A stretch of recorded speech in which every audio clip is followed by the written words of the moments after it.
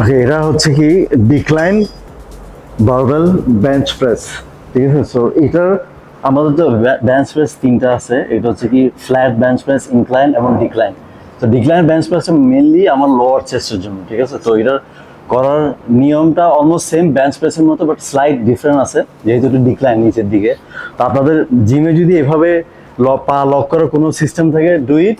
Otherwise একটু difficult হবে। I prefer this machine is really, I prefer this machines. Okay, এখানে আমি আমার নিটা আমি লক করতে পারবো এখানে। তো যদি আমি লক করি এখানে, এবং যদি শুয়ে যায় এখান থেকে যদি পজিশনটা বলি, তাহলে আমার এখানে নিস লক, অ্যাপস টাইট, আমার কোর এঙ্গেজ আছে।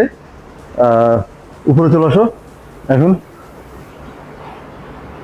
হ্যাঁ, তো এখান থেকে যেটা হবে, তা আমি আমার এই যে গ্রিপটা হবে শোল্ডার উইথ থেকে বাইরে, এই যে শোল্ডার উইথ থেকে একটু বাইরে, এটা আমার গ্রিপ এখানে।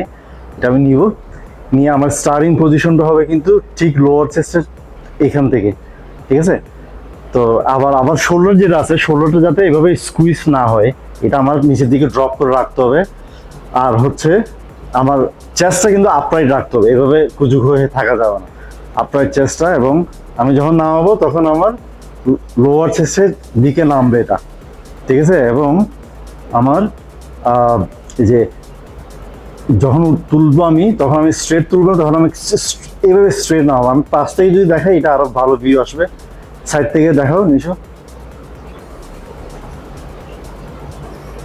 So this is from the side, side থেকে যদি দেখা, এটা ইজিয়ার। তো আমি লোয়ার চেস্ট থেকে এখান থেকে জিনিসটা শুরু হবে, এবং আমি আর শোল্ডারটা খেয়াল রাখবো যাতে এইভাবে এলিভেট হয়ে না যায়, ঠিক আছে। শোল্ডারটা নিচের দিকে ড্রপ করে রাখতে হবে, এটা ভেরি ইম্পর্টেন্ট, ঠিক আছে। চেস্টটা আমি অ্যাক্টিভেট রাখবো এখানে, এবং আমি এখন প্রেস করবো। আমি প্রেস করলাম, এইভাবে গেল এটা।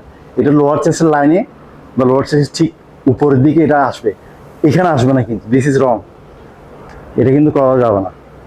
তো আমি যেটা করবো, লোয়ার চেস্ট থেকে এই লাইনটা, লোয়ার চেস্ট লাইনটা ফলো করবো। এই যে লোয়ার চেস্ট লাইন ফলো করতেছি, এইভাবেই আমাকে প্রেসটা করতে হবে। আমার এলবোটা যাতে ভিতরে থাকে, এভাবে যাতে না হয়ে না যায় এলবোটা, ঠিক আছে। এভাবে ভিতরে থাকবে। লোয়ার চেস্ট লাইন থেকে আমি শুরু করব, press up and go back down slowly, ফাস্টার।